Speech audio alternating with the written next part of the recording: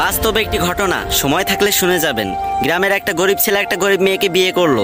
বিয়ের পরে ছেলেটি মেয়েটিকে জিজ্ঞাসা করলো, আচ্ছা তোমার জীবনে কি কোনো স্বপ্ন আছে? তখন মেয়েটি বলল, হ্যাঁ আমার জীবনে অনেক স্বপ্ন, আমি একদিন অনেক বড় ডক্টর হব, কিন্তু আমি যে গরিব।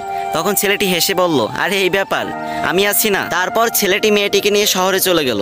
সে প্রতিদিন রিক্সা চালাতো এবং বাসায় এসে নিজেই রান্না বান্না করতো।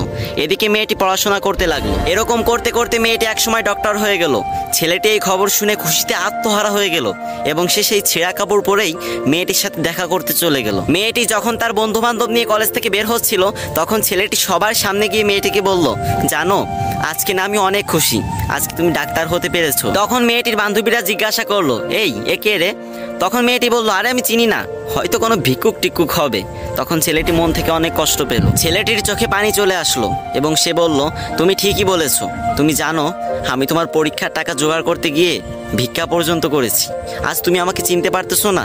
আমি তোমার স্বামী। এই কথা বলার সাথে সাথে মেয়েটি ছেলেটিকে একটা থাপ্পড় মেরে দিল এবং বলল, তোর সাহস তো কম না, তুই তখন থেকে যা ইচ্ছা তাই বলে যাচ্ছিস, আর আমি একটা ডাক্তার, তোর মতো ফকির আমার স্বামী হতে যাবে কেন?